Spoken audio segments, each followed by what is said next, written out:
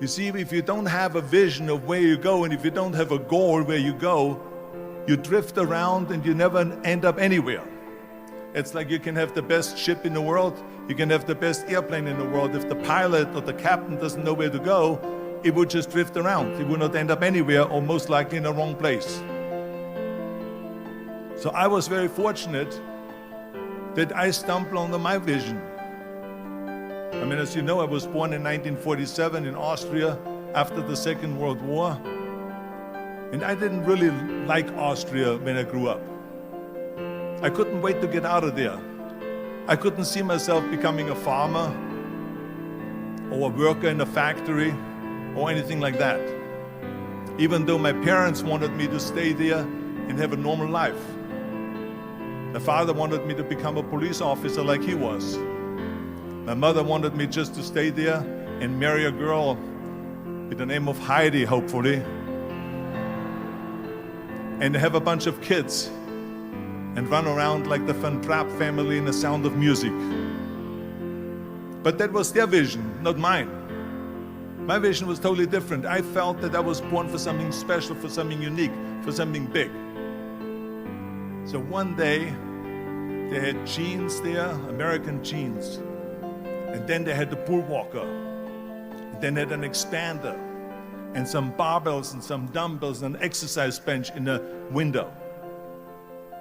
So I went inside and I looked around and I looked at this stuff, and then I saw a magazine. I saw a bodybuilding magazine that had Reg Park on the cover. Reg Park was then a 3-time Mr. Universe. And I saw him on the big screen as Hercules. And on the cover it said, how Reg Park, Mr. Universe, became the Hercules star. That's what the cover story was all about. So I looked at the cover and I said to myself, I got to get this magazine. So I bought the magazine, I took it home and I read it over and over from the front page to the back. It had everything in there, how he trained, how he was working out in Leeds, England, in a factory town, how he worked out every day for 3-4 hours and became the strongest man of Europe, and how he won Mr. Europe, Mr. Great Britain, and then eventually Mr. Universe. And how he won the second Mr. Universe and the third Mr. Universe. And how he was discovered to play the starring role in Hercules. I read that and I said to myself, wow, this is the blueprint for my life. This is exactly what I want to do. I want to become a bodybuilding champion just like Reg Park. I want to get into movies just like Reg Park. And I want to make millions of dollars and be rich and famous just like Reg Park. Do you know how great it felt that I knew where I was going? Imagine the majority of people don't know where they're going. I knew where I was going, that I'm going to become this bodybuilding champion just like him. So it was just a question of how do you do it? I was so relieved, because when you have a goal, when you have a vision, everything becomes easy. Because remember that in America, for instance, when you study, you will see the percentage of people that like their jobs. 74% hate their job in America. Now, this is not much different when you come to Europe. The majority of people don't like what they're doing because they're really not doing it because they didn't have a goal and they followed this goal. They just aimlessly drift around, and then all of a sudden there's a job opening, so they get that job because you have to work. But then when you work, it's a chore. It's work. It's not fun. So if you think about, only a quarter of the people really enjoy what they're doing in life. That is unbelievable if you think about it. So I felt so blessed that I knew what I was doing. So people always ask me, when they saw me in the gym in the pumping iron days, they said, why is it that you're working out so hard? 5 hours a day, 6 hours a day, and you have always a smile on your face. The others are working out just as hard as you do, and they look sour in the face. Why is that? And I told people all the time, I said, because to me, I'm shooting for a goal. In front of me is the Mr. Universe title. So every rep that I do gets me closer to accomplishing that goal, to make this goal, this vision turn into reality. Every single set that I do, every repetition, every weight that I lift will get me a step closer to turn this goal into reality. So I couldn't wait to do another 500-pound squat. I couldn't wait to do another 500-pound bench press. I couldn't wait to do another 2,000 reps of sit-ups. I couldn't wait for the next exercise, for the next half hour of posing and all the kind of things that you have to do to be a champion. I felt so great knowing where I was going, and I tell you, it worked. I mean, think about it. And at the end, I was just not visualizing just my exercise, but I was really lifting the trophy over my head. That's what I was thinking about. And with the age of 20, I went to London and I won the Mr. Universe contest as the youngest Mr. Universe ever. And it was because I had a goal. So let me tell you something, visualizing a goal and going after it makes it fun. You got to have a purpose no matter what you do in life. You got to have a purpose. Everything I ever did, the thing that I heard out of people's mouth was, that's impossible. That can't be done. Or no. I remember when I wanted to be a bodybuilding champion, including my parents and everyone else around me, said this is impossible.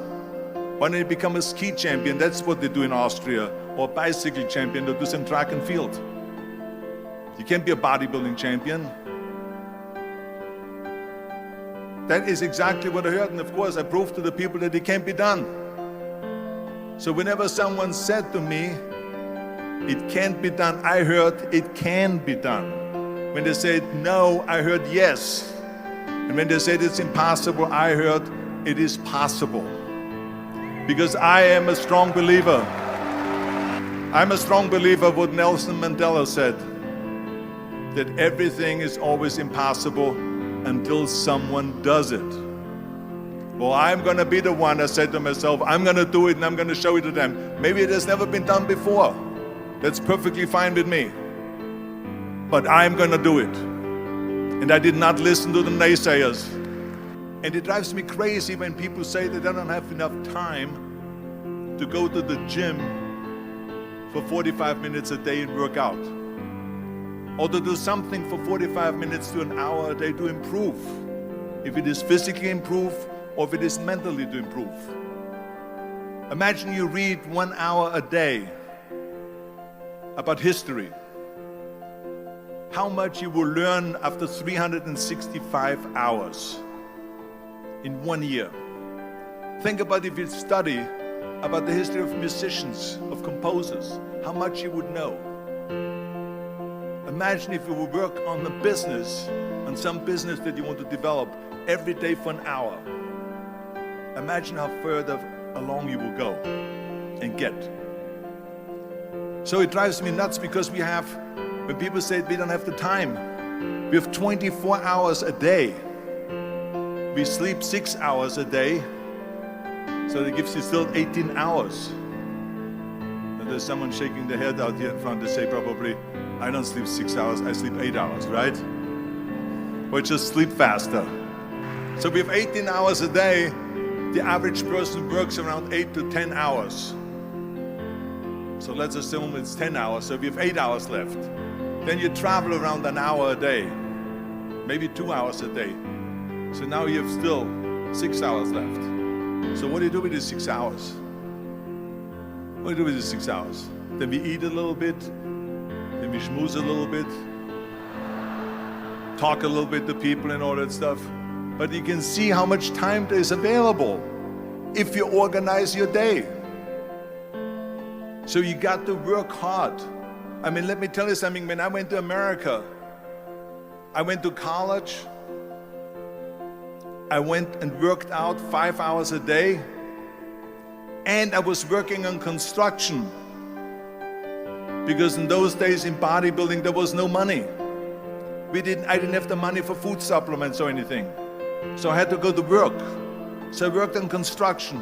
I went to college. I worked out in the gym, and at night from 8 o'clock at night to 12 midnight, I went to acting class 4 times a week. So I did all of that. There was not one single minute that I wasted. I became very friendly with Muhammad Ali in the 70s. And Muhammad Ali worked his butt off. And I saw it firsthand. And I remember that there was a sports writer that was there in the gym when he was working out and he was doing sit-ups. And they asked him, how many sit-ups do you do? And he said, I don't start counting until it hurts. Now think about that. He doesn't start counting his sit-ups until he feels pain. That's when he starts counting. That is working hard. And so you can't get around the hard work. It doesn't matter who it is. As a matter of fact, I believe what Ted Turner said, work like hell and advertise. You get it? Work like hell, go to bed, and early to rise, work like hell and advertise. So you work your ass off, and then you let the world know about your work. That's what it is all about. Let people know. If you have a company, if you have a movie, if you do a sports, work your ass off, but then advertise and let everyone know. We have so many of those people that say no and you can't do it, that's impossible. That is okay because we just turn off, as I said earlier, and we listen and we hear the no being a yes. You can't do it, you can do it, and all of that. So that is possible to do that amongst all the negative people around you.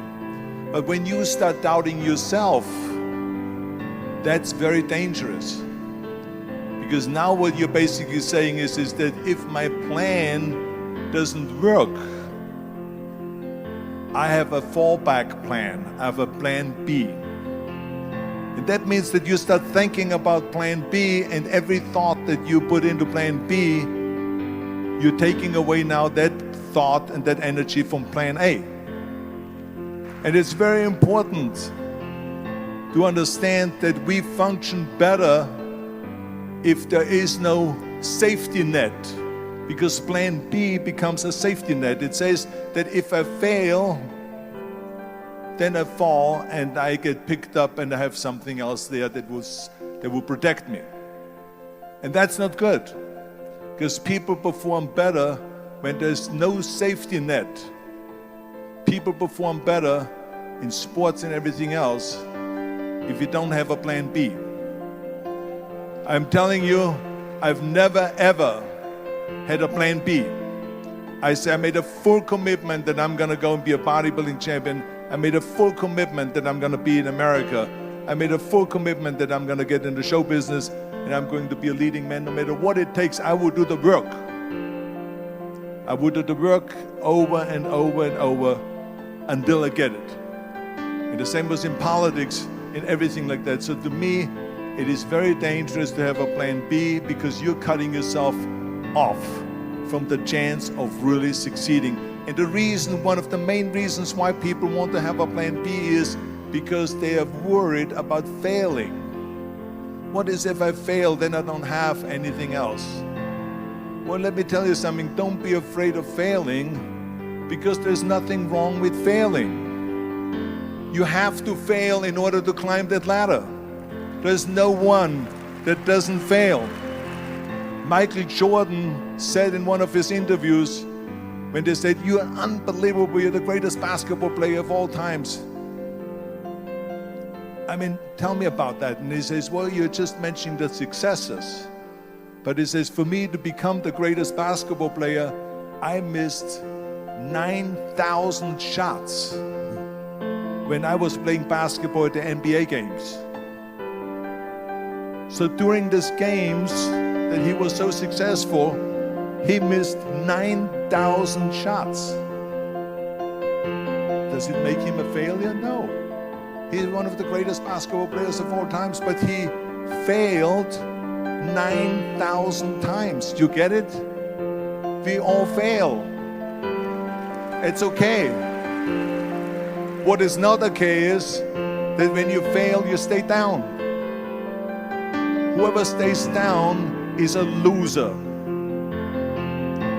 And winners will fail and get up, fail and get up, fail and get up. You always get up. That is a winner.